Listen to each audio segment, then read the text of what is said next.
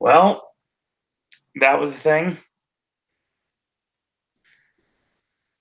And the only reason I can say that is because I've been in a lot of wrestling events in my life.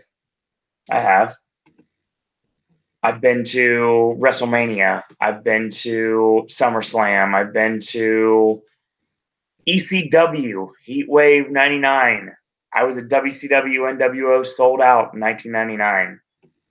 I've gone to Nitros. I've gone to Raws, SmackDowns, the ECW WWE head-to-head event right before One Night Only.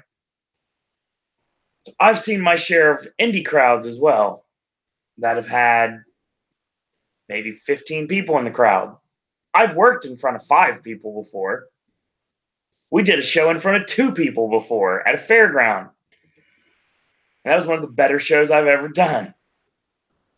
That being said, professional wrestling should never be allowed to come back to this venue again. My friend could have gone to this show. Oh my God. And I literally said to him as we were reacting to it on Twitch, thank God you didn't, because you'd be painted under a very bad brush. For everyone that was actually a legitimate fan tonight. Okay, I'll give you an example. So the other night, and this is a cold open, ladies and gentlemen. I went to Gavin DeGraw. He performed at our Mardi Gras event. And he put on a great show. He really did. But the crowd just couldn't care less. And that's the same vibe I got from this show tonight. There were a lot of decent things about the show, but the crowd can ruin a good show. Keep in mind as well, it was locally reported, for the venue. Mm-hmm. Brock was showing up tonight. And unless he shows up, now, in Dark Affair situation stuff, he's not showing up. I mean, this isn't A-Town. This is just, I mean, Louisiana has been known for wrestling in the past, obviously. That's the thing is, Lafayette's had some big stuff in the past. That's the weird thing. This crowd was terrible. Terrible. What I don't think helped is what Triple H did. Yeah, I mean, the funny thing is, if you're going to debut names in Raw, which I think it's a bad idea anyway, because obviously WWE, no matter if it is the main product or not, it's not the product people are watching. Not hardcore fans that would actually know these names. You don't debut it in a town that has never really seen some of these names in the past.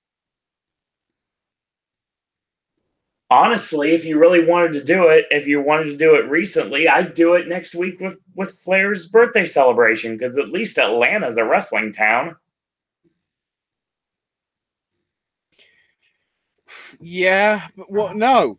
To me, it goes even before that.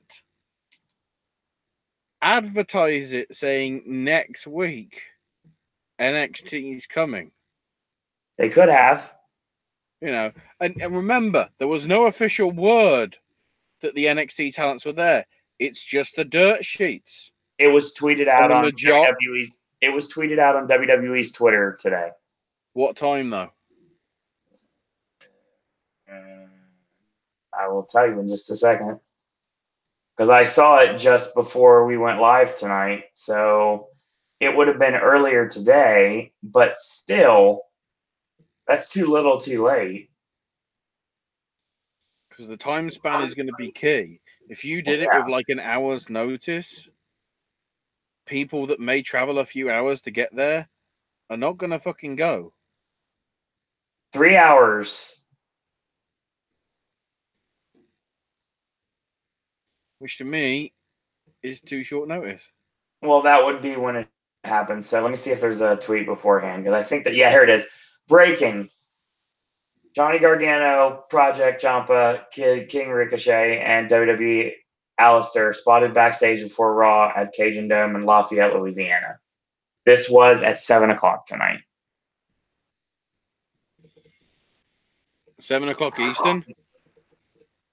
7 o'clock Eastern, yeah. So it would have been an 5 hour's o'clock? notice. Yep. Ridiculous. Ridiculous. And look at the reaction. I mean, we're getting ahead of ourselves, but we got TIY and the Revival tonight. We got the crowd went mild. Yeah. We got Aleister Black, who literally you could hear a pin drop against Elias. And the crowd then went you mild. got a random tag match with Finn Balor and Ricochet against Lio Rush and Bobby Lashley, who split up last night, mind you. So I don't know. You got the freaking Heavy Machinery thinking they're the Bushwhackers. And Vince McMahon.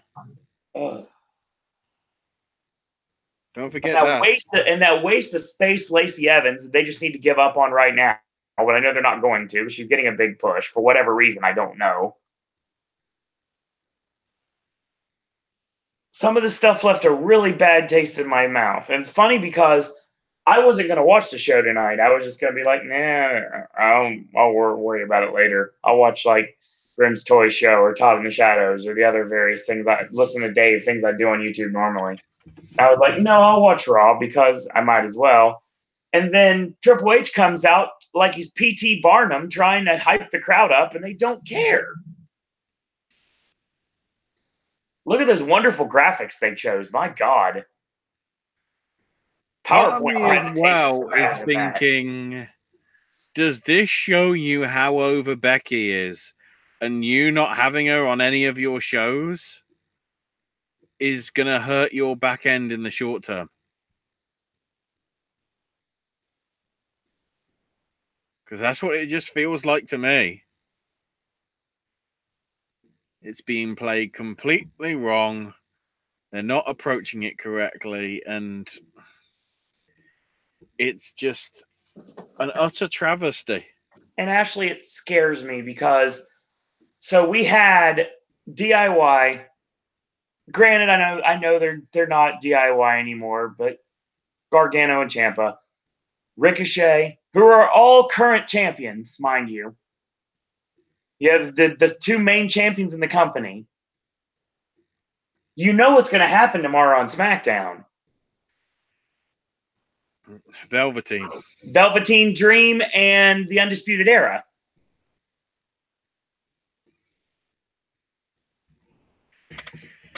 And we're going to get good matches. Don't get me wrong. And I said on the podcast last night at Elimination Chamber, I want good wrestling. I don't care about Gaga. I know I'm not the general public. But if we get a crowd like this tomorrow night, oh my God.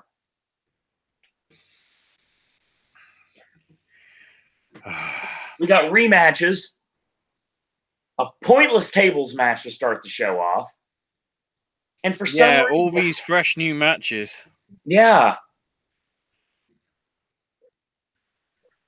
So I won't be complaining tonight as the show moves on. Welcome to another edition of the Monday Wrestling Popcast, exclusive here on the Popcast Network. My name is Owen. Joining me, as always, is Ashley. 12 large. Yep. And we're going to talk about Raw. We're going to talk about, and once we get that out of the way, we're going to discuss other things, of course. Things that have been going on in the world of professional wrestling. So we're going to be discussing a little bit of everything tonight.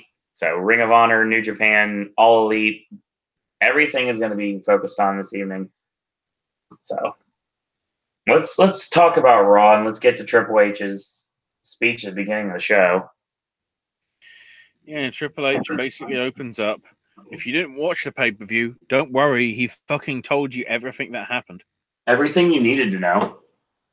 You know, from a corporate standpoint, you know, she tries and comes in again. Becky's going to be arrested. But from a personal standpoint, that was pretty cool. And then, speaking of pretty cool, he brings up the fact that it was announced on ESPN, because it got leaked to them, that DX are going in the Hall of Fame. So, Owen, fuck you, apparently. I mean, not you, Owen. I meant Owen Hart, because I guess that's the stable going in this year. Well, it's funny because, well, I'll get to that in a second. So the thing is, with the Hart Foundation, it was never going to be anybody but Bret and Jim and Jimmy Hart. Danny Davis wasn't getting inducted. Davey Boy Smith wasn't getting inducted. Brian Pillman wasn't getting inducted. And Owen Hart was also not getting inducted as well. It was just literally going to be the original Hart Foundation stable. In essence, the heel Hart Foundation stable with Jimmy Hart. Mm-hmm.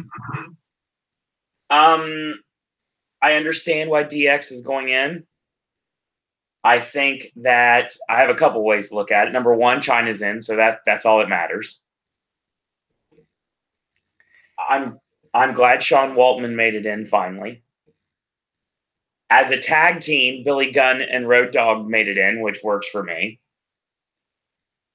And even though I am completely fed up with the Generation X because of all the stop-starts we've had the last 15 years, I understand why it's happening, even though more deserving of the first stable in the next stable in the actual Hall of Fame should be the New World Order or the Four Horsemen.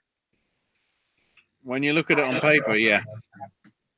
Especially the NWO. My God, there were 35 guys in that stable. And usually that's hyperbole. In this case, it's not. No, there's actually 35. But yeah, DX is fine. I mean, obviously they're not talking about the garbage with Hornswoggle or anything.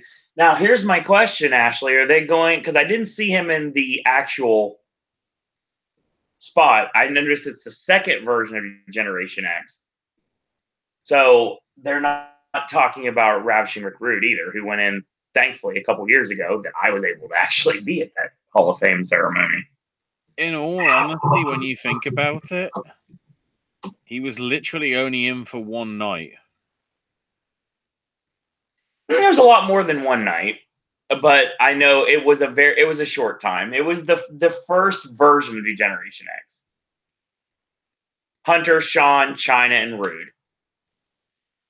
And then when Rude left, that's when Billy and Road Dogg came in, and then Waltman came in after he left WCW, and the rest is history. But again, Sean Waltman and Jody Lauer should be getting in on their own merits, not necessarily having to be a part of the Generation X. Mm-hmm. Same with the Outlaws as a tag team. My God, you took two nowhere lower card guys and you turned them into one of the best overall and over tag teams in WWF history, especially in the Attitude Era.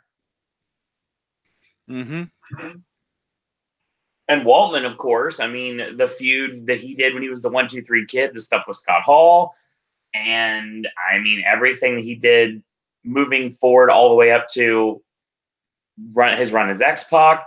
I mean, he has a Hall of Fame career as well. So, I mean, I understand why it's there. But, I mean, Shawn and Hunter going in together, sure. I mean, if you really want to get technical, you can honestly put the Click in at this point, even though they really technically weren't together, but everybody knows they were. But the thing is, I think that this is the only way that Hunter was going to get into the Hall of Fame currently. But I don't think they did it so Hunter could get in the Hall of Fame. They did it so everybody else could. That's how I see it. They did it so Joni could get in. They did it so Waltman could get in. They did it so Billy and Road Dogg could get in. As many of the people that they could getting in without putting them in, and people going, "Well, why are they in and not such and such?" And let them get inducted by Mike Tyson.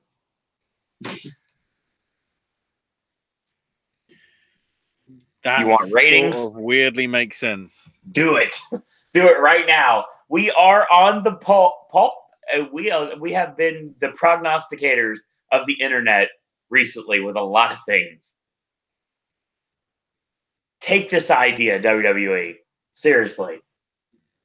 Make it happen. Mike Tyson induct Degeneration X into the WWE Hall of Fame. Just makes sense. Mm. And then he starts talking about NXT. Right. As the second brand, and then go, oh no, third brand. Because rightfully, there's WWE and there's NXT. There isn't Raw and SmackDown. Yeah. I mean, hell, we have a belt which is across all three brands.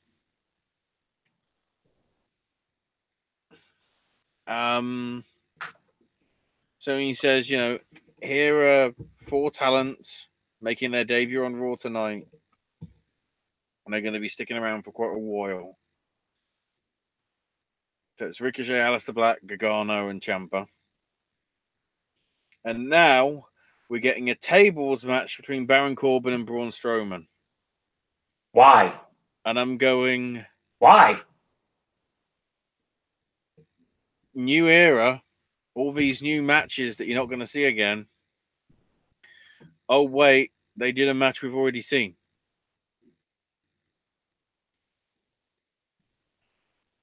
And the great thing is, Braun win with a table. The running power slam through the table. Yeah. That was in the corner. I don't care. I do not care at all. Why is this, number one, why is this still going on? Oh, yeah. That wonderful stable we started at the pay-per-view last night, that was really glossed over tonight now, wasn't it? Yeah. Make up your mind. It's as if tonight was the reset button for the second straight month. It's not working. This doesn't work. There's a lot of people bagging on the crowd tonight.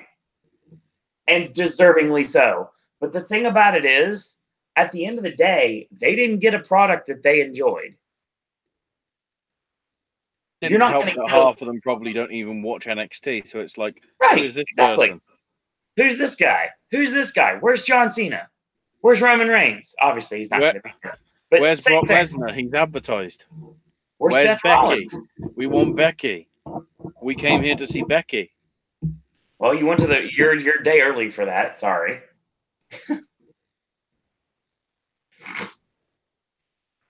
They need to know their audience, and they don't. They don't know their audience. You don't. I mean, Lafayette, Louisiana is not a podunk town. It's not like Cheyenne, Wyoming, or something like that. No, it's not a bigger city. Oh, where were they last week? Well, no, that's it. SmackDown was in Toledo, Ohio. Yeah. They haven't had a Raw SmackDown that I can remember in literally years. True. And then all of a sudden they get one.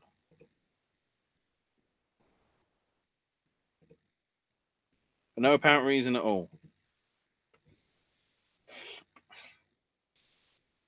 Oh. So then Heyman comes out, basically says good match to Strowman, and Strowman grabs him by sort of the shoulder-esque, and Heyman's trying to make out that he's being choked out, and then Heyman, to stall for time, needed a glass of water. And he wasn't surprised by Braun. Everyone was jealous of Brock. And then part 1 of a Brock Lesnar video package. Because unlike past Manias, the hero has no hope. Isn't that exactly what he said about Roman Reigns 12 months ago? I love Paul Heyman to death. He can do no wrong. But he has this. They are programming him with the exact same promo every single time. And then Heyman asked the crowd, "You think Seth's got a chance against Brock?" Crowd did nothing. Crowd did nothing. I mean, how about this little tidbit of information? I don't care. Nobody has got me to care about that match at all.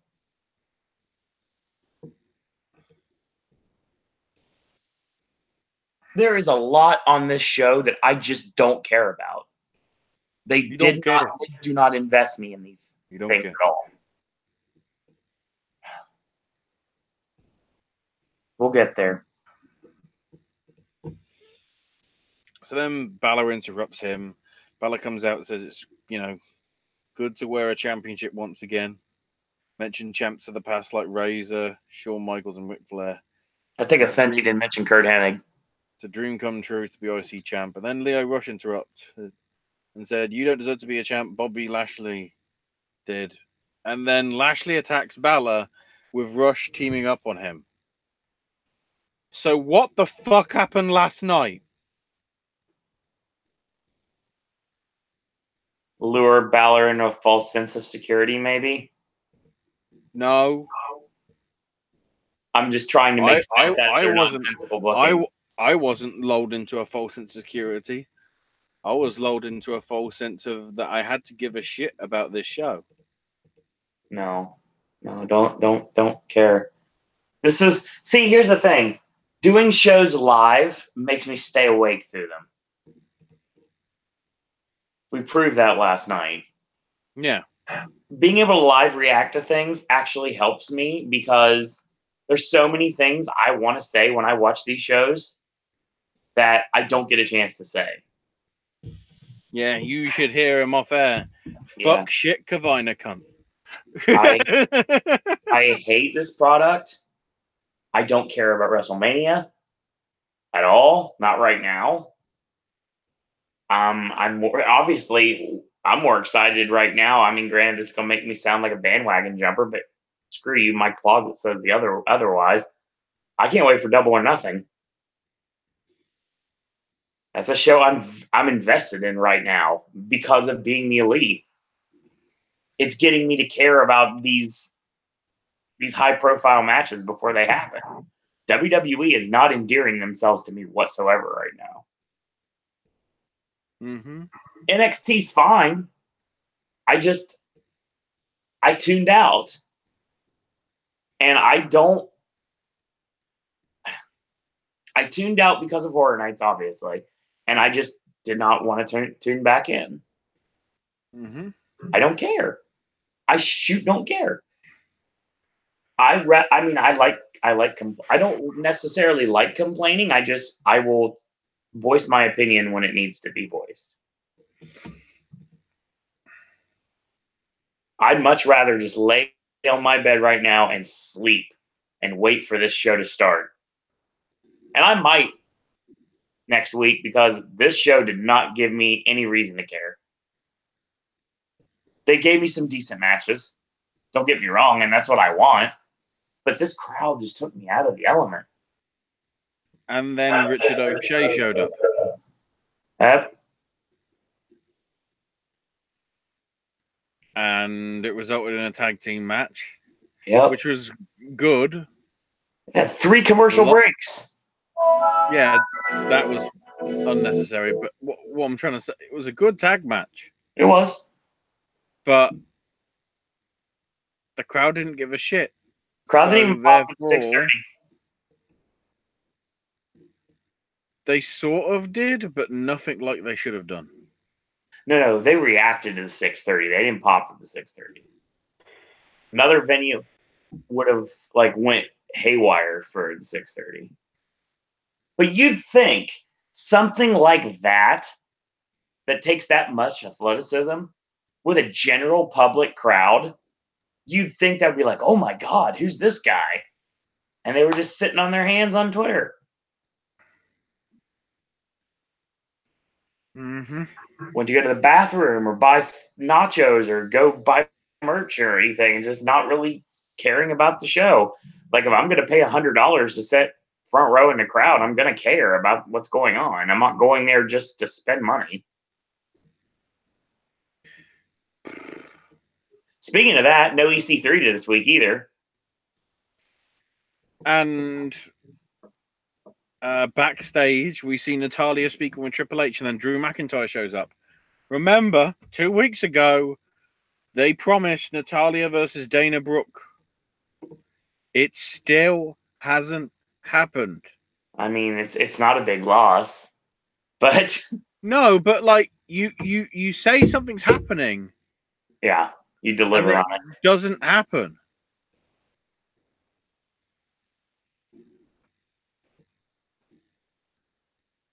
So what do you do instead with the women? Oh, don't worry. We'll get to that in a bit. Because first we need to bring up this Drew thing. You know, he basically wants an opportunity. He wants Seth Rollins in a match and sort of wants Seth's WrestleMania opportunity. Dean comes in, slap Drew. Just randomly. And then Triple H says, do you want Rollins or do you want Ambrose? And Drew's like, change the match. So then, Lucha House Party's music is playing, except we interrupt it with the video package showing the suspension last week of Becky and Charlotte being brought out. There's matches on this show. So now it's Lucha House Party versus the Edgeheads, who have a jobber entrance. Lucha House Party win. Why the fuck should I care? First off, I know what storyline they're running with right now. They're running with, hopefully, Zach and Kurt to get the win at Mania to end the streak. But yeah, but at this rate, is it going to be against Ambrose? I don't care. I want them to win. They deserve better than this, especially Kurt Hawkins and Zack Ryder. Everybody knows how big of a Zack Ryder fan I am. Go back to WrestleMania when he won Money in the Bank. Everybody remembered that live reaction I gave. Hawkins, obviously, big supporter of him too. I mean, everything. I want to see them succeed. I don't, at this point, think WWE is the right venue for it.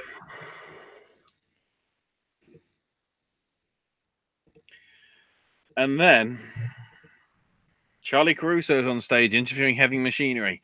Positive. One positive. Charlie is not a heel ring interviewer now. No, it seems like she's just being normal. And Tucker said, we're blue collar Sodom, we love red meat, and we're brothers. And all that. And then Lacey shows up. God, why? Does her catwalk shit. This is stupid. Heavy Machinery likes this.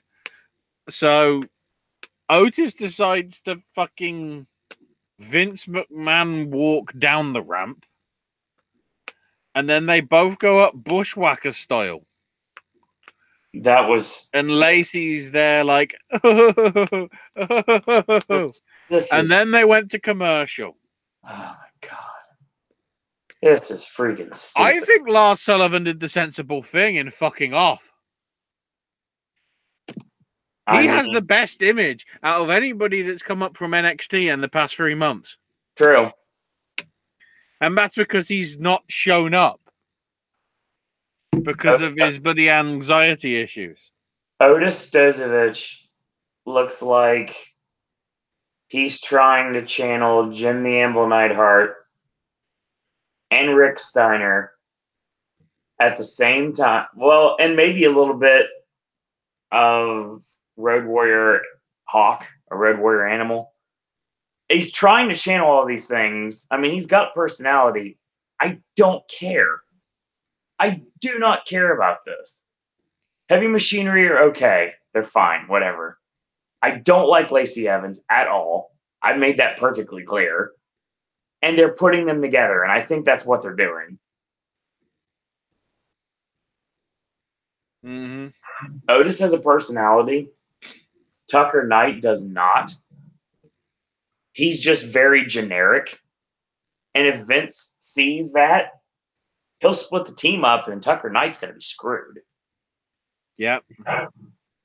George Carlin had a bit about Tucker's back in the day, and he said, "F Tucker, Tucker sucks."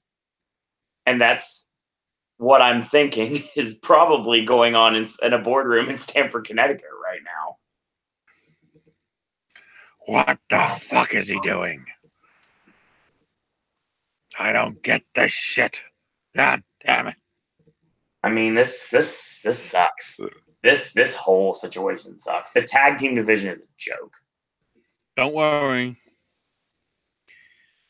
Apparently, because the report I've got here was from somebody watching in Canada, there's a local commercial for a house show in Toronto. The main event is Baron Corbin versus Braun Strowman. Dear God, I'd send my ticket. Actually, I wouldn't even take my tickets back. You know the scene in Detroit Rock City where she takes the tickets to Kiss and she just lights them on fire right in front of them? There you go.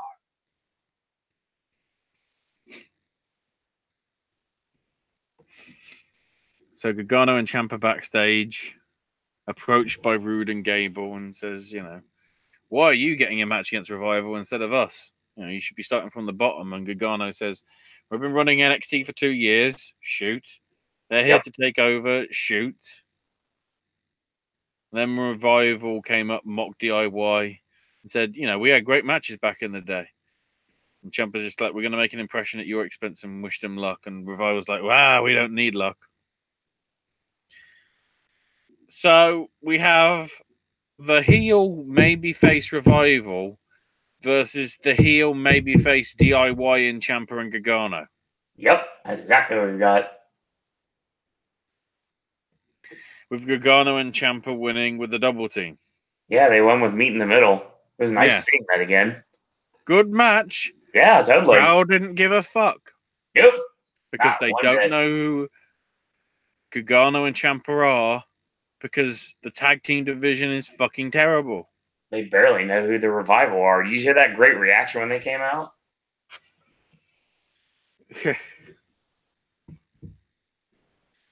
I mean, I have to know from somebody that was in that venue tonight because, I mean, I can't see the crowd being that badly mic'd at this point. No. I mean, Ricochet's making this great sort of promo, saying this isn't the last you've seen of me. I'm excited to be here and everything. Crowd didn't give a shit. They don't know who Ricochet is. Then Kevin's here via selfie, saying he's a few weeks away from comeback. Not much of an update. He's still doing rehab, spending time with his family. The one little funny angle from this, they were at a movie theater and he's like, you didn't get change from 20 for your popcorn? God damn it. And then here come Bayley and Sasha. And it's like, oh, we won and we think about all the shit we've been through. This is the point where there's supposed to be a giant you deserve it chant, like there was last night in Houston. Barely anything. They're proud to be champs and ready to defend them against anybody, past, present, or future, on Raw, SmackDown, or NXT. So they seem to be dropping the hint to either the Japanese pair or 4 Horsewomen. Possible. And Bayley goes, there's no stronger connection than the boss and hug connection.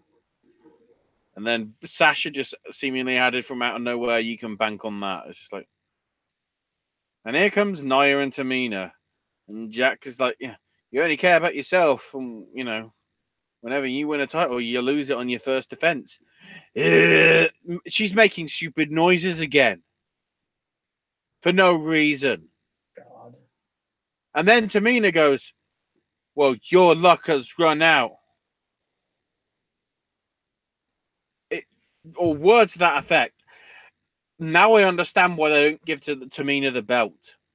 Because it was fucking terrible, that promo. Absolutely disgusting. If I was in charge and you did a promo that bad, I would literally put you back in NXT. No, that's detrimental to NXT. It's time for a pink slip. No, I'd just say NXT to hone your skills. Everybody else does. Alexa Bliss is in NXT's Performance Center, isn't she? Healing up from her injuries. By the way, no sign of her tonight. Performance Center, not NXT. You don't need to be on TV right now. Well, go back to the Performance Center, whatever. I'd send him to Evolve, but that's a demotion. That's not a demotion. That's bad. They attack. They're about to attack, but Bayley and Banks, despite being like a third of the size of the two of them, managed to like overpower them. And again, why should I care? Same.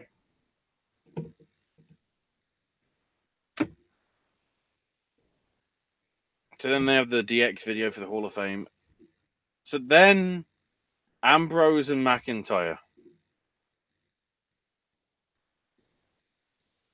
And after about a minute and a half, if that, McIntyre hits the Claymore kick. Doesn't go for the cover, gets in the corner, does the whole like kip up sort of thing. If you're playing 2K18 or 19 or whatever, hits the second Claymore, and Drew beats Dean in basically 2 minutes. No joke. That's how long it went. Yep.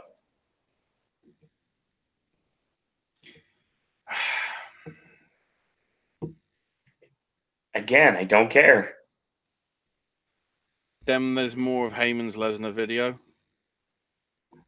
and all that.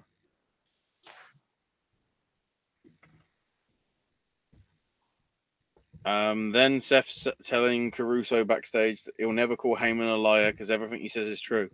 He's walking into Mania with an acceptance of his fate, and Lesnar needs to do the same because it's over here, him, and his reign of terror is over. Now, whether I walk out on my own 2 feet or carried out on a stretcher, I'm leaving as the champ. And here comes Ambrose. And he's like, look, where were you now during my match? And Rollins is just like, have you lost your mind?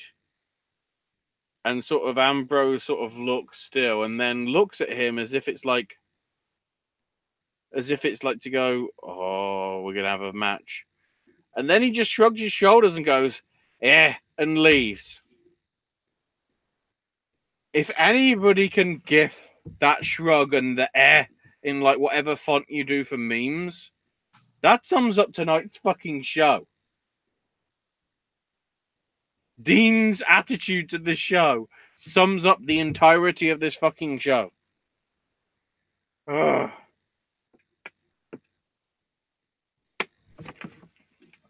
Need a drink. Sadly, not alcoholic.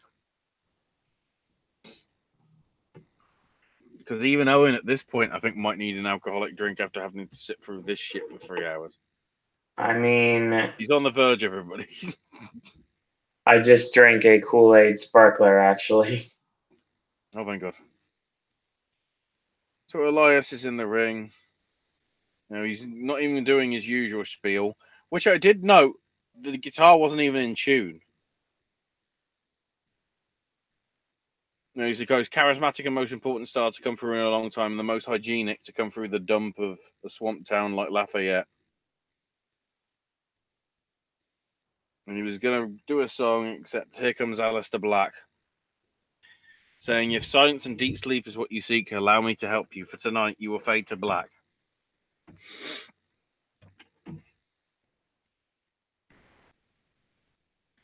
And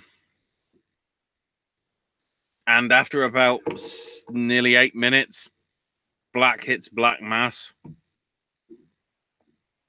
reversing the neck breaker from Elias, and gets the win.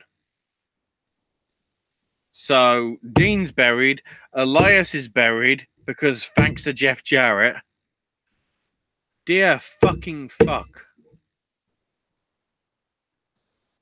And it's Ric Flair's birthday next week in Atlanta.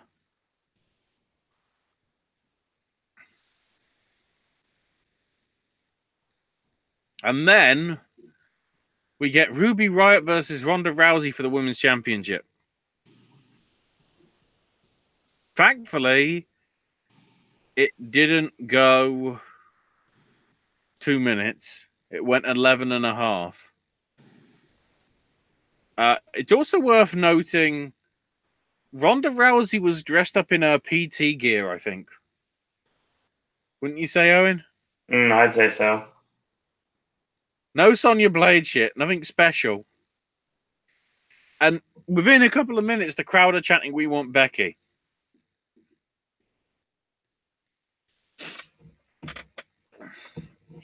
And, you know, Rousey's hit the Riot kick not once but twice. Both times Ronda kicked out.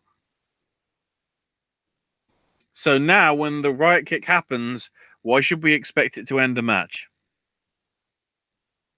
Because the opponents are not going to be Ronda And Rousey. it's also worth noting, this is with about 90 seconds to go. Rousey, basically, it was like Ruby was going for the reverse Rana, but Rousey got for the whole, like, the reverse Alabama Slam and all that. Is a reverse Alabama Slam a Alma Bala Slam? Oh, God. No. Alma Bala Slam? I didn't get a chance to see this match, so I can't really say anything about it. I'd like to know what happened. She basically slingshotted us straight into the turnbuckle, which it looked like at about 30 miles an hour. There was one bit when also Riot basically... She did basically a senton, but it would look more like a truss fall off a turnbuckle into Rousey. It looked like it winded Rousey. And then when the armbar was put on before like the whole Riot kick sort of... Well, no, it was after the Riot kick. The armbar was put on, but Liv and Sarah pull Ruby out the ring to stop her. Rousey gets on the apron, does a dive off the apron, and nearly fell flat on her face, nowhere near any of the three women. It was that terrible a botch. And remember, this is all with about 2 minutes to go. So yeah, the Alabama Slam face first into the turnbuckle, which goes sort of straight into the armbar. Submission win. Liv comes in, Sarah comes in, gets taken out bloody quickly, and then the logo shows up on screen. God. They literally are WCW. Oh. They are failing to get everything to fit in this show on time. What the fuck is going on? Logan's back in chat. Crowd was dead, which made the show worse than it was. I mean, if you're going to buy a ticket to a wrestling event, at least make some kind of noise. I see more zombies than Walking Dead and Resident Evil make more noise in this crowd tonight. Street of the Year made more noise. Especially on the final night. Well, mainly because you were cheering because, you know. Yes. That was you won Street of the Year. Yes, and then they ran a half marathon many hours later. The thing is this was not a good show for this venue.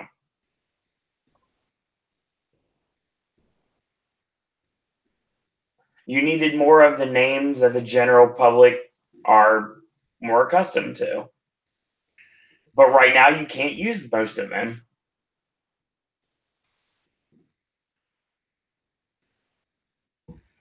That's the hard part.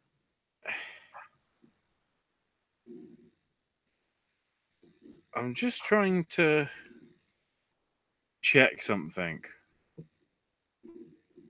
Because I am noticing, looking through the notes here, apparently there was no pre-show. As in no main event tapings. Before Raw.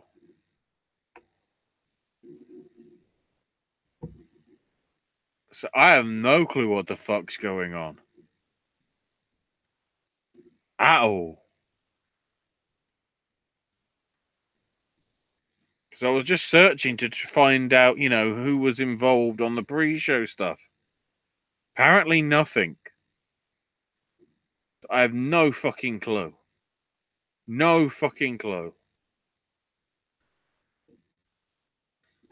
God, let's hope SmackDown is better than... Well, it should be better than this, dear fuck.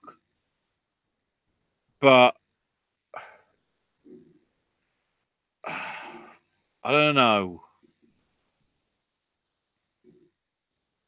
Tonight felt like they'd regressed back to where they were before they did the whole reset button back in December. Saying we know what we presented was shit. So we're allowing you, the WWE Universe, to be in control. You're in charge.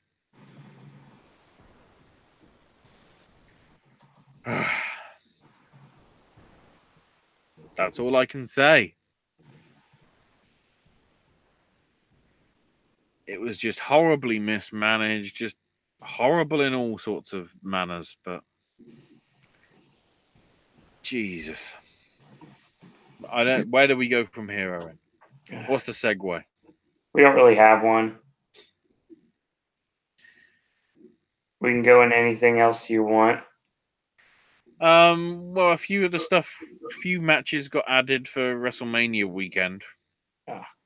Impact Wrestling will be having an Ultimate X match as part of the WrestlePro United We Stand show that they're doing on the Thursday.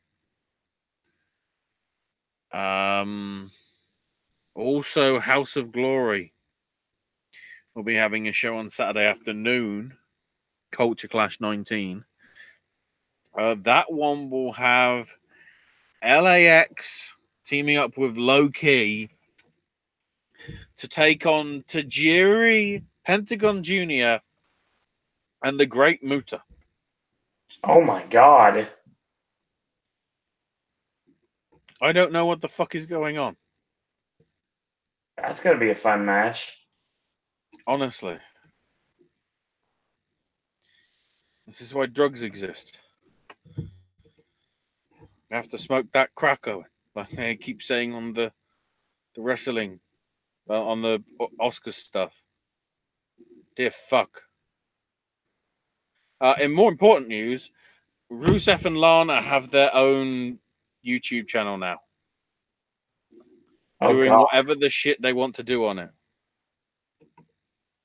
I'm guessing I'm going to have to go to the Facebook message stuff between us, Owen, and I'm going to have to send you the link so you have something else in your feed to watch over the weeks. I'm good with that. Don't worry, it looks to be like them being them sort of thing. Rather than in character or anything. Especially because they're introduced as, you know, CJ and Alexander and all that. Yeah, the real names. Miroslav? Miroslav. I can't remember. I thought it was Alexander because all I remember is Alexander Rusev because first names don't exist. Yeah, his name is Miroslav. Oh, yeah, because the channel is called CJ and Miroslav. God damn it.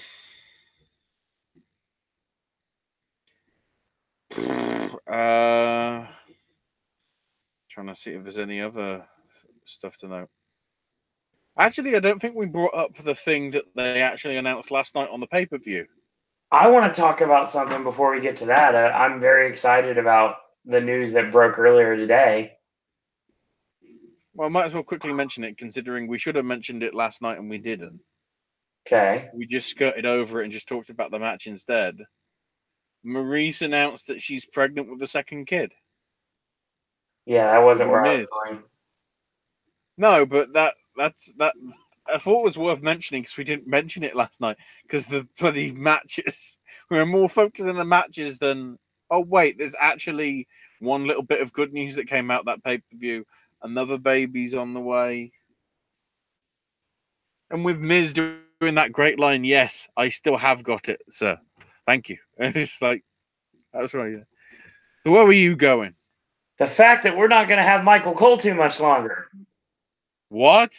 Yes. What is this? What is this? Apparently, WWE is preparing for life after Michael Cole. What, Tom? Tom and who? Good question. Because I don't think Moro is going to be comfortable No, doing it every week. I don't think so either. I mean, that's just then again, I was going to say if JBL isn't there, maybe there might be some more friendly stuff, but I just feel Corey is like the new JBL in trying to rib and just piss off as many people as possible, including his ex-wife. I mean, which we have an update on that, don't we, as well? Yeah, I do like the fact that he made a Delirious reference last night during Kofi's match. So yeah, apparently they've been in the middle of a divorce for like the past 2 months. So the Carmella thing isn't. Who knows whether the Carmella thing was after the divorce happened or what led to it? I don't know. But dear fuck. Something I also noticed is the stat, which was in my Twitter feed, like literally only an hour ago, even though it was from yesterday. The Elimination Chamber pay-per-view was the first time in quite a while that no Shield members were on a WWE dual brand pay-per-view. When do you think, which pay-per-view and which year do you think it was, Owen, that we last had no Shield members involved? I'll be honest with you, I don't care because I don't care for the Shield. Probably sometime in 2016? Hell in a Cell 2012. Gee. 6.5 years.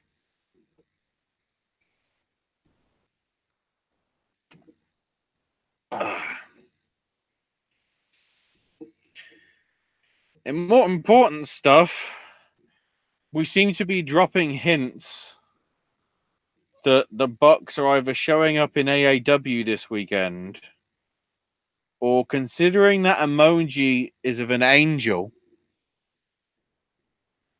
PWG methinks? That's a possibility. One of the other possibility I was thinking was potentially them pulling a fast one and showing up on Impact. Christ. How would they do that, though? Because they're in the middle of the feud with LAX. If we look at, if we go by the tapings and whatever, in which, yes, as we hinted at yesterday, Scarlett Bordeaux's debut match was beating Disco Inferno. Yep. Why the fuck should I care about her? We're trying to establish her as this great thing, and oh no, she's going to be this intergender maybe warrior.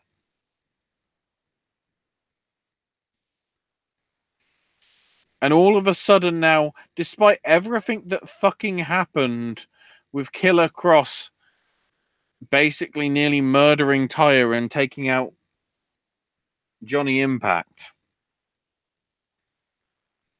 Somehow Johnny and Tyre are the heels now in that storyline.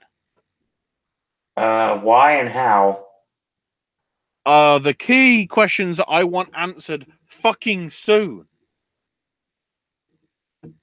Just anything. Proper explanation. Maybe. Something. Nothing. I don't fucking know. Fair. Ugh. And then, just in case, I'm pretty sure we mentioned it last night, but we might as well in case you didn't catch it last night. As you said, with the purveyance of foresight, Undertaker showing up at StarCast 2. Yep. I don't think anything else has been added since.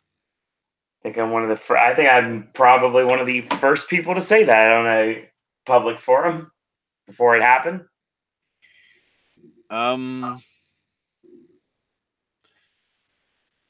So just because it actually got main attention from the mainstream dirt sheets, Rev Pro had Ospreay and Pac finishing a time limit draw. Yep.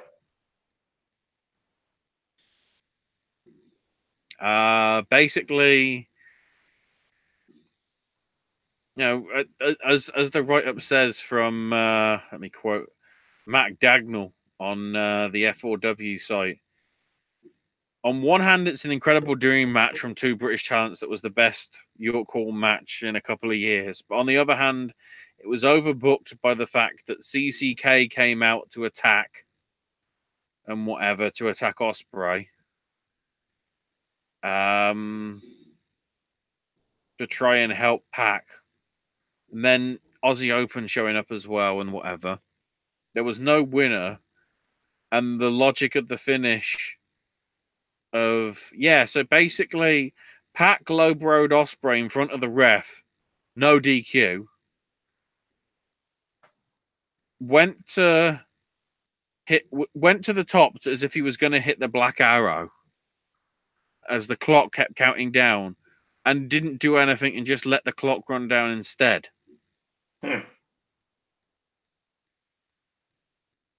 So it was just like,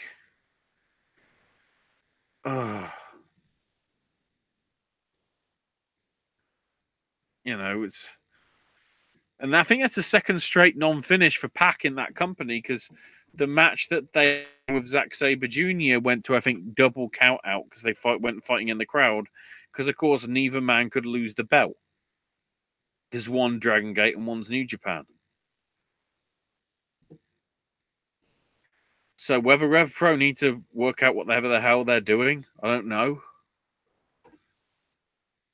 That being said, I don't know whether it went well for OTT to some extent either.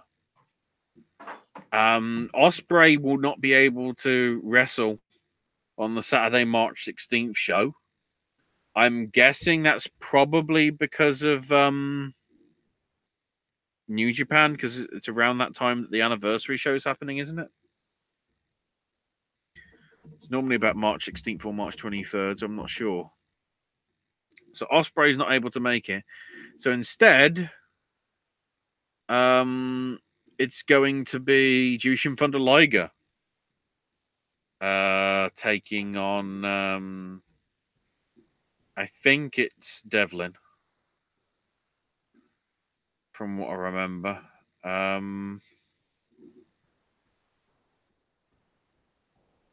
And Flip Gordon will be Ospreay's replacement for the Belfast event, which I think is the night before.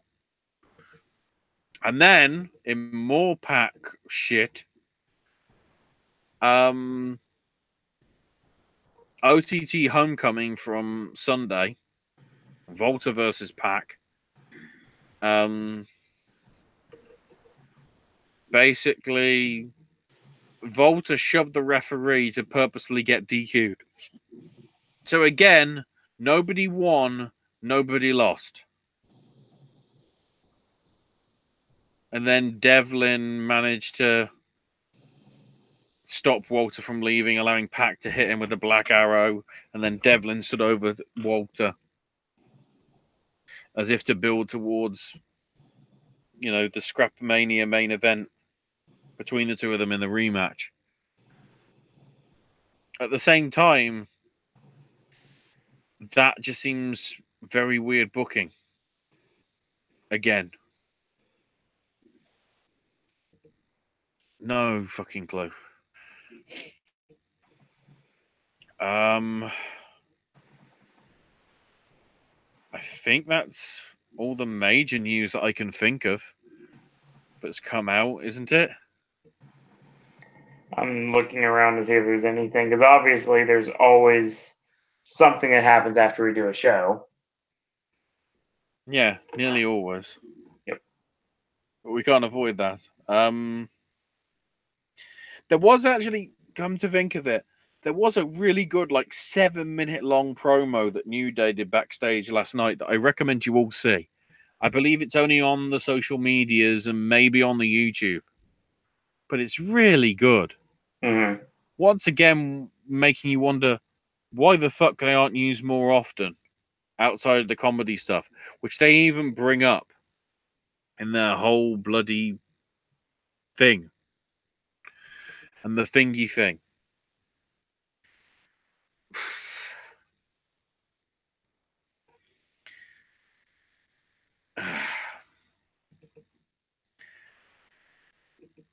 Shall I talk some UFC and some Bellator? Yeah. Which, in all honesty, was a bit of a clusterfuck itself as well. Across all three shows. So, going, I guess, in chronological order, we start with Friday night's Mitrione versus Karitonov from Friday in Uncasville, Connecticut. Is it Uncasville? I am not sure. Maybe chat will tell me. So the big thing in the main, obviously the main event, Mitrione and Sergey Karitonov was a big one. Thanks to a accidental groin kick, the match was ruled a no contest after 15 seconds. Which is not what you want to happen when it's like your big match. No, not at all. On the stuff. Thank God they had a second night to be able to fucking make up for it. But at the same time, it was just like, ugh. This is why this happens. Thankfully, the second night was much more action, in all honesty, because out of the 5 matches that were on the main fight card, which was actually broadcast live in the UK on Sky Sports, rather than just via the DAZN app or on Channel 5 or any of the other stations over here. And the Sky Sports one actually got the better card. So, yeah, the women's flyweight bout, Valley Lareda beating Colby Fletcher midway through the first round. All the rest of the 4 matches all went the distance and all went to pretty close judges' decisions. We had some 29-28, 29-27s with Yaroslav Masarov beating Eric Silva unanimously. Then Sheik Kongo beating Vitaly Minakov, 1:30-27 and 2:29-28. The same scoreline goes for Mirko Krokop and Roy Nelson with a 30-27, 29-28. And then the main event in the quarterfinal of the welterweight Grand Prix, Michael Page, MVP as he's known, beat Paul Daly 48-47 across the board. So, as close as you can get it through rounds to 2 and all that. It's also worth noting, though, I can't remember if it was this or the couple of matches that went unanimous decisions on the first night, with Edro Dantas beating Toby Mach and Logan Storley beating Ion Pascu. But there was a lot of people wondering, what are the judges watching that we aren't?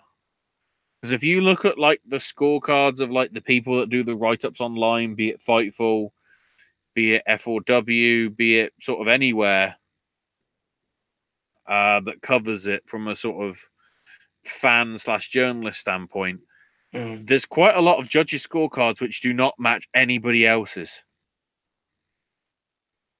With Big John pointing out that quite a few times on one of the cards. I can't remember which one. Because I've only caught the highlights of the Bellator stuff. I didn't actually catch it properly live. Because I was catching up with sleep or something, maybe. I did see a bit more of the UFC on ESPN stuff from Sunday in Phoenix, Arizona. Although the big thing was once again a sort of lackluster finish with the main event. Francis Ngannou beating Cain Velasquez in 26 seconds. Just that quickly. Also on the main card, Paul Felder beat James Vick in the lightweights. 2 30-27s and a 29-28. 2 29-28s and a 30-27. Saw Symphony Cavillo beat Courtney Casey. Keon Gracie made Alex Caceres submit to a rear naked choke after about a couple of minutes. Right at the end of the third round, Vicente Luque beat Brian Barberena, like literally with about 5 seconds to go. So right on the bell sort of thing. And Andre Philly beat Miles Jury via unanimous decision 29-28 across all three scorecards. The Luque Barberena match understandably got fight of the night because of how close it went to actually going the distance. And Kron Gracie for that rear naked choke submission, along with Luke Sanders, who was in a catchweight bout because I believe Renan Barao didn't make weight. I think was 2 pound over the weight limit of like 136. Luke Sanders won second round knockout. Renan Barao really has fallen off massively. He had 32 straight wins without a loss. Then lost to Dillashaw, but he's now lost 4 in a row. Since losing to Dillashaw and dropping that bantamweight title. Which, when you know how it goes, Owen, do you not? You probably don't, because it's MMA. No. Once you get 5 losses in a row, you get fired. Oh, wow. It's because it's like, if you keep losing, what's the point in me having you on the card? You're not going to draw him. So Yeah. That makes sense. And that's the second time also Barao's missed weight as well. In 2 straight fights as well that he lost on catchweight bouts. So, going really well for him. Anyway, yeah, Luke Sanders, who beat him, got a $50,000 bonus as well. So, full credit to him, at least on that. So, next up for Bellator, I don't think we've got anything until... Oh, no, we've actually got the Dublin Island show with James Gallagher and Stephen Graham main eventing. That is the 23rd, which is Saturday night. Which, of course, will be Saturday afternoon, US time, if you do want to catch it. The next UFC is also going to be Saturday, and also in Europe. However, this time, UFC is going to be in Prague in the Czech Republic with a decent-looking card, but nothing major, I'd say. The main event is Jan Blachowicz versus Thiago Santos. I've also got, that's in the light heavyweights. We've also got Gian Vellante and Michael Jacek in the light heavyweights, and also Magomedov Ankalev versus Klidson Abreu. There's a heavyweight bout with Stefan Struve versus Marcos Reguero de Lima. A women's flyweight fight with Liz Caramouche versus Lucy Pudlova, and John Dodson versus Petr Yan from the bantamweight. Something that also I forgot to mention with the UFC from this past weekend. There was supposed to be a bout between Jessica Penn versus Jodie Ekebau. Penn basically missed weight. She was 2 pound over the strawweight non-title fight limit. She then actually pulled out of the bout because she severely sprained her ankle while warming up in the morning of the event as well. So it's all going brilliantly, isn't it? I guess so. And Joe Rogan was watching this all smoking pot in his studio in LA. Because he can do that.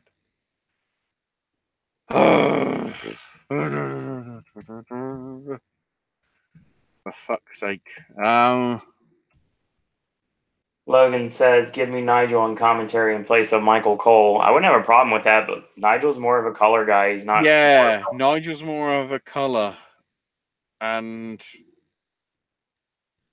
I don't know who else is color. I don't know who else can move from color to all that. That's like if your commentary team was me and Excalibur.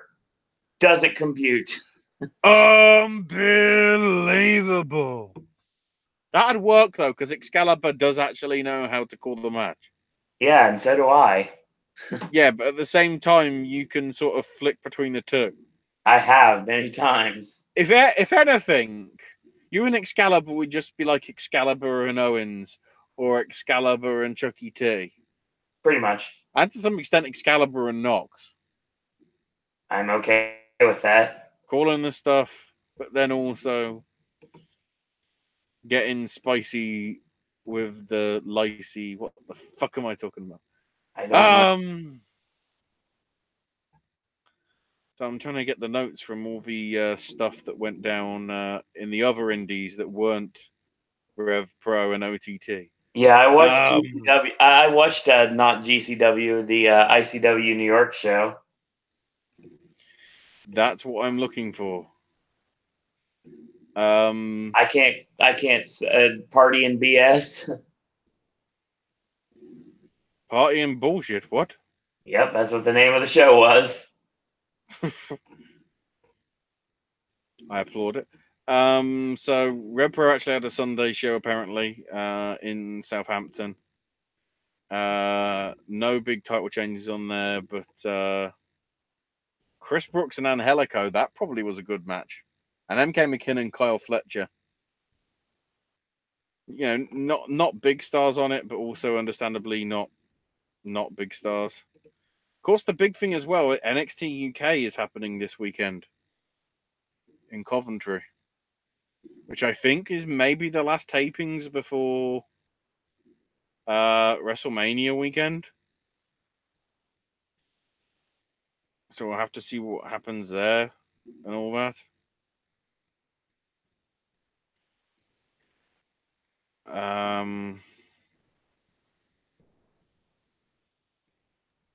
So might as well quickly roof run.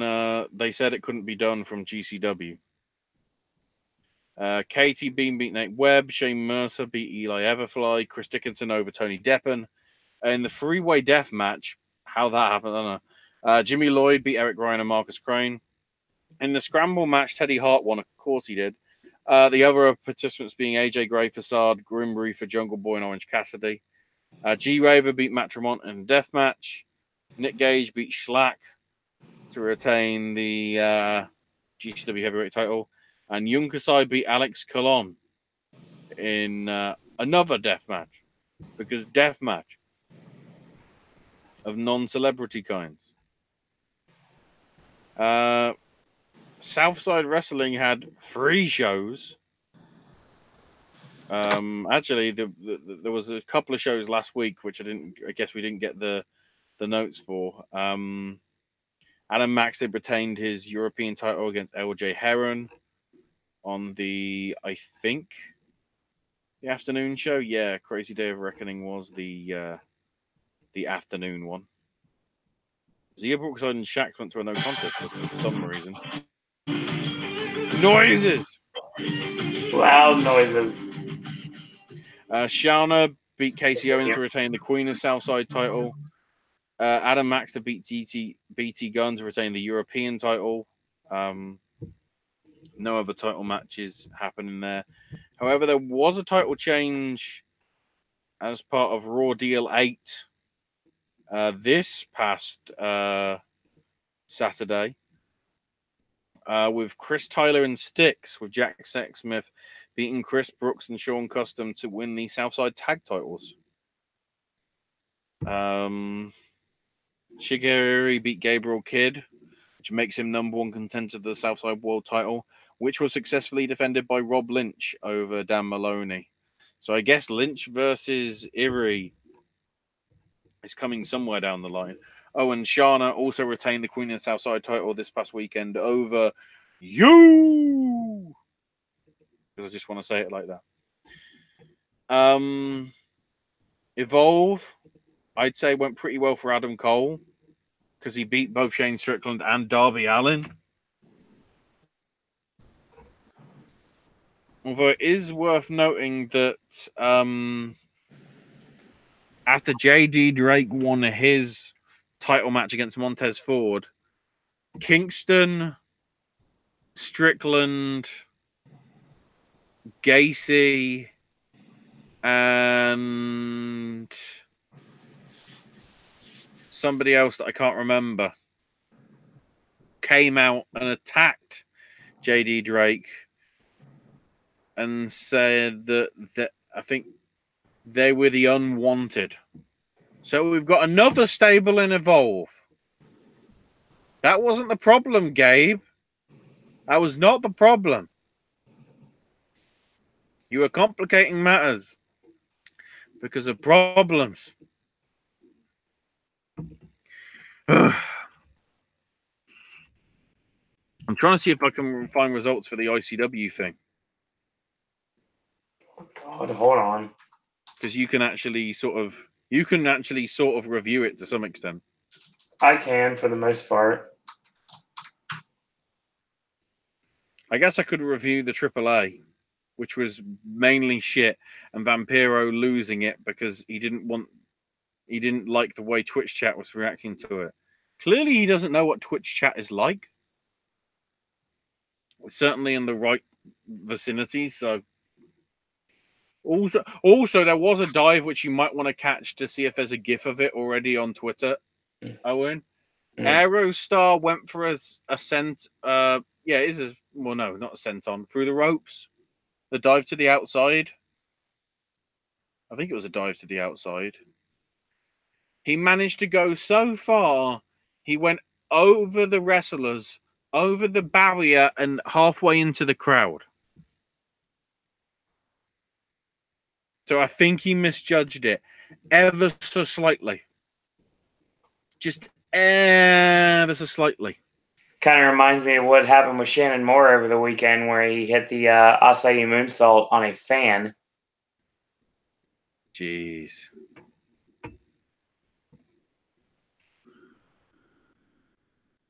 Ugh.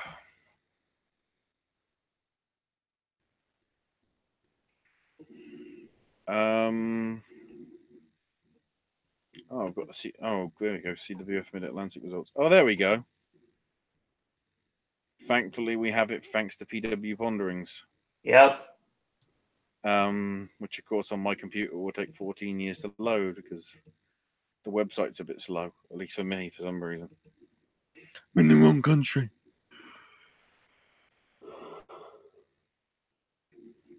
I'm guessing this was like as crazy as a GCW thing, but maybe more in so. essence, it was basically ICW and GCW combined.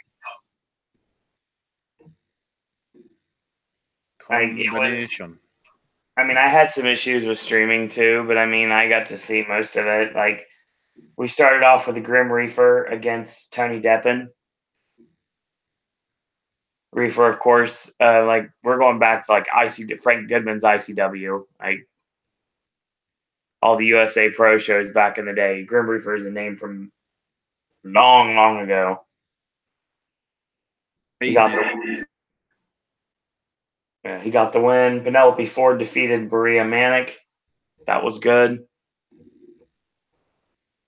Jungle Boy defeated Azrael. Again, more ICW. Teddy Hart and Jimmy Lloyd was really entertaining. Teddy, of course, brought the kitty to ringside, which was nice. I enjoy this. Orange Cassidy. Yeah, I got the victory over the Dirty Daddy, Chris Dickinson. It was only 8 minutes, but they actually had a Grammy street fight. Did you notice that? Mm-hmm. Halftime heat style. It felt more like a Ultimate Deletion video rather than an actual match, so fucking weird. Facade gets the win over Eli Everfly, Kid Osborne, Kyle the Beast, and Picky Sanchez. In the scramble. And Sanchez basically was channeling his inner Eli Roth from Piranha. Okay. he basically asked if who wants to see some titties. And they teased it. And it's like, nope, that's not happening. Riley Madison was not going to do that.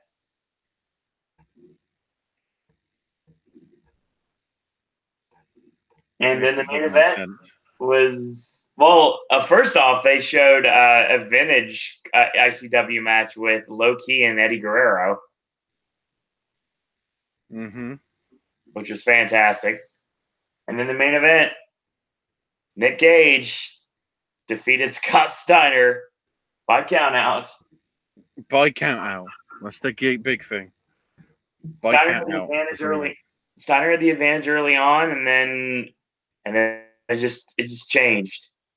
And Gage broke out doors and tossed Steiner through 2 doors, set a door up between 2 chairs on the outside, put Steiner on it, and Cactus Jack hip busted him through the door. And Steiner couldn't beat the count. Or maybe he just didn't care to beat the count. Either way, Gage. Column B. Yeah, Gage trash talked him as he tried to leave, and Steiner grabbed a chair like he was going to do something, and then he went to the back, and Gage basically said, "You're not going to do anything," like what I was saying, and then he gets the entire crowd to chant F Sami Callihan. He says he's the number 1 draw in the independents, and he made the challenge to Callihan. So we're getting Nick Gage and Sami Callihan in GCW. Probably collective. That's my guess. Unless they want to do it in Japan. Because, GCW is going to Japan in mid to late August. I don't think they'll make us wait. Well, I don't think they'll make us wait that long. But maybe. That's a marquee match for deathmatch fans. What, are they going to let Nick Gage in Japan? Who is Nick Gage going to... What former WCW World Champion is Nick Gage going to face next? Vince Russo. Ooh. See what we're going to do. Nick Gage and Tank Abbott confirmed.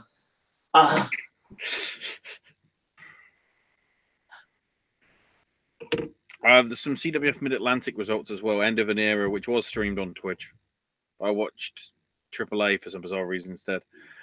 Cool J, Snooty Fox, and Teddy Island Jr. Beat Ethan Alexander Sharp, Dirty Daddy, and Bellamy Koga in a 6-man. Steven Idol beat Jesse Ortega. Roy Wilkins and Eric Royal. And with Coach Gemini and Jerry Carey. Beat Aaron Biggs and Mike Mars in a tag team match. Nick Richards and Michael McAllister beat the Corporate Number Dad and Number Man to retain the CWF Mid-Atlantic tag belts. Jordan J Donald J. Bitdon and Otto Schwanz beat Redemption's Michael McAllister and Nick Richards by pinfall then to win the titles. So I guess Donald and Otto must have had some sort of cash-in style thing. And then, in a 75-minute match, Trevor Lee beat Kane Justice by pinfall to retain the CWF Mid-Atlantic Heavyweight title, who then surrendered the belt to CWF officials as he's now employed by WWE. So Trevor Lee leaves them. I'm trying to see if we've got dates.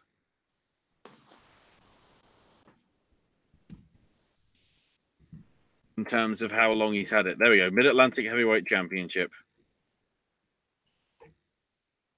Trevor Lee has held that belt since February the 27th, 2016. 1,085 days, Owen. Wow. And that's one title reign as well.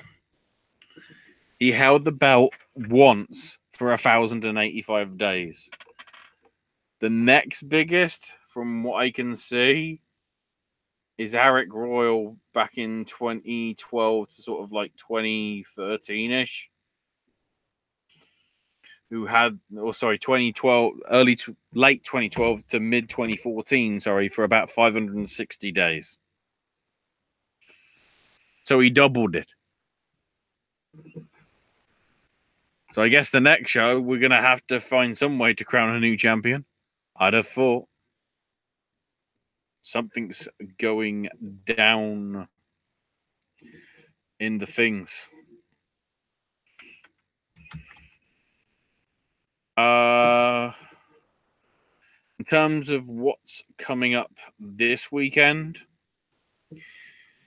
IPW has Return of the Pack, because of course they do, this Wednesday, which is going to be in Canterbury. Then Friday, you got an interesting choice. You've got Hail to the King, Baby from AEW, which I believe in some way is featuring Harley Race, even if it's just an appearance. Yep, that is correct. Actually, no, that's Saturday. The only thing on Friday, Femme Fatale 21 is happening up in Ottawa, Ontario, Canada. So that should be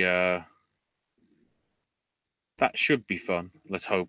So Saturday, the AEW show. Also, WWR Women's Wrestling Revolution will be an afternoon show in Deer Park, Long Island, New York. It's being called Widowmaker because, Overwatch. Northeast Wrestling are having a show at Bethany Town Hall with Bandido challenging Brad Hollister for the NEW heavyweight title. Blackcraft Wrestling combining with Destiny to have their show at the Battle Arts Academy in Mississauga, also in Ontario. We've also got the Art of War, which is AAW's pro show at the Logan Square Auditorium in Chicago, where the Bucks may or may not show up, considering that the Lucha Brothers are going to be there. And then, you've got the Beyond Wrestling Treasure Hunt tourney in the evening, American time. But in essence, it's a packed day for British wrestling, because in the early afternoon into the evening, we have Progress Chapter 84, which I don't know whether Owen will get this because it's a League of Gentlemen reference. Ironically, AJ might. AJ know League of Gentlemen? Do we know? The movie or the TV show? Either. Maybe. Because the title of the show of Chapter 84 is Eskewed Beef. Has anybody got any buckle or duff? which sounds like it should be Scottish. So I don't know whether that's something or whatever. Trying to see if there's any. We've got Swords of Essex, by the looks of it, defending the tag belts against Aussie Open. Millie McKenzie versus B. Priestley. Mandrews and Mark Haskins taking on Do Not Resuscitate. Ginny versus Nina Samuels. Chivy Spinks and Jordan Devlin going one-on-one, hopefully to an actual result this time. Volta defending the Progress World title against Chris Ridgway. And Trent Seven is back after being away for a number of shows. With his Atlas Championship Open Challenge and stuff. Although they have also announced a few more names for upcoming shows. Trevor Lee is going to be in the Super Strong Style 16 this year. We already knew about Travis Banks and Ela Dragunov and all that. Also, though, there are going to be some qualifying matches at the shows they're doing in Bournemouth in a few weeks. 2 qualifiers, at least on one of the shows. Austin Theory versus Jordan Devlin and Angelico versus DJ Z. Along with El Fantasmo versus Travis Banks, which is non-tournament qualifier and whatever. So there's certainly... Obviously, we've still got a lot of names to add to the 16. I'm guessing they'll be coming soon. Well, obviously, we've got plenty of time because, it's 3 months? Well, no, 2 and a bit because it's over the first. I'm trying to remember whether, May Day weekend over here is any sort of holiday for you, Owen. The first weekend that falls in May. Is that anything? Let's look. Labor Day or something? That's in September. I'm trying to remember what day it is. There's one day in May or something. It's the weekend of the 4th to the 6th, so it might not be actually that. And I know it's sometime in May. The end of May is Memorial Day. That's it. Memorial Day is at the end.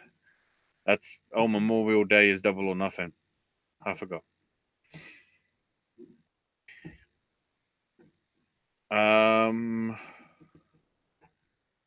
Just trying to quickly see if anything, because just seeing if AEW's got any matches that have been added.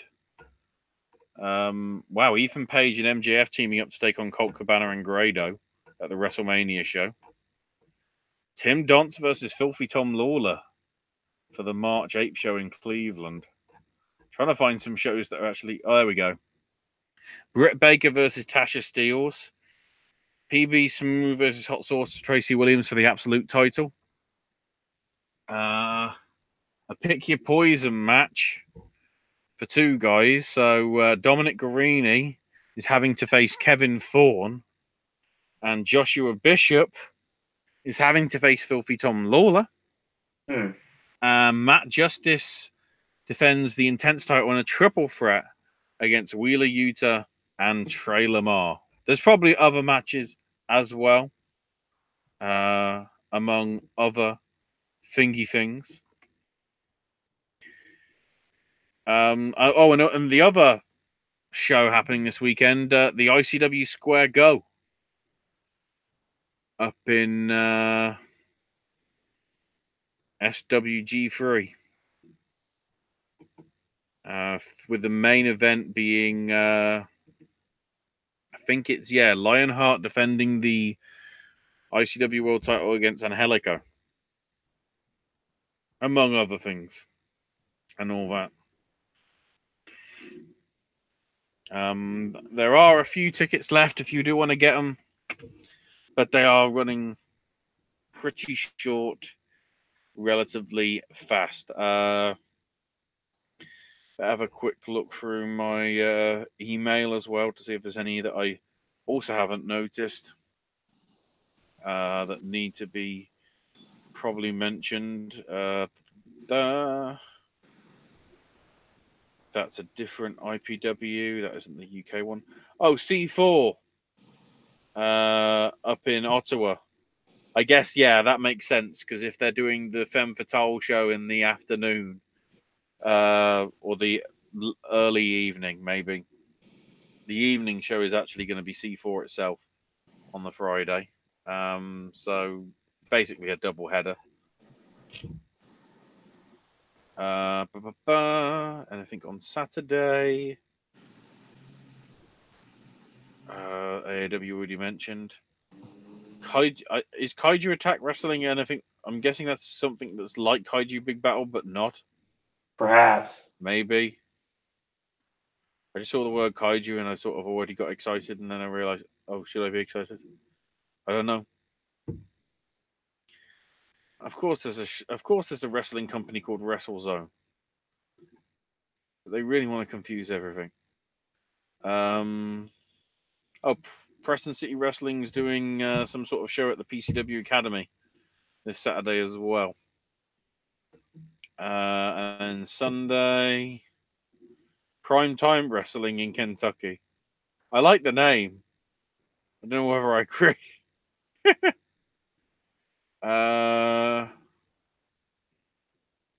Yeah, I think that's everything by the looks of it. All right. Before we get to the end of the month and March and all that. Sounds good. That's your show.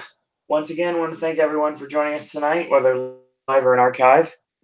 And Asher, where you find you on social media? I am on Twitter at Ash is my name UK. Okay. Gaming with Ash and Snack Stash segments coming in the near future. I keep meaning to send the Snack Stash. Never apparently remember. I haven't. See, this is your video. If you're listening right now, this is your video for Tuesday.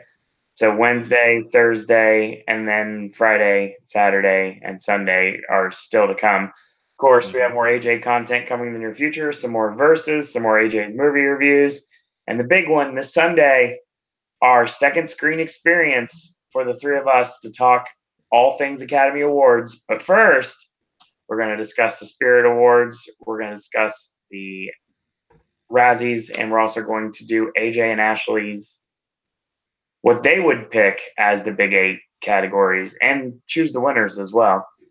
I'm annoyed because I've already got a big contender for the 2021 that we do in 12 months' time, having just seen it tonight, and I'm like conflicted. There you go. So, wrestling fans, you'll join us next week once again, and follow me on Twitter at Zero and Disney. And we have more sip and snacks coming in the near future. I got a lot of cool stuff coming in your way. And I get to run another 13.1 miles on Sunday. So it's going to be a big weekend. Darren and Howard are in town. And I've got Mardi Gras parades to be a part of a couple of times. So I'm looking forward to that. We got a lot of things going down. So it's going to be a busy week. So I'm looking forward to this week, but I'm also looking forward to the week being over so I can get back to normal a little bit. At least for a couple of months. So that being said, in a world where there are a billion wrestling podcasts, we're very pleased. And once more tonight, you have chosen a Popcast. I want to thank everyone for watching. Thanks, everyone, for listening. And until tomorrow, boys and girls, that's all we're going to say about that.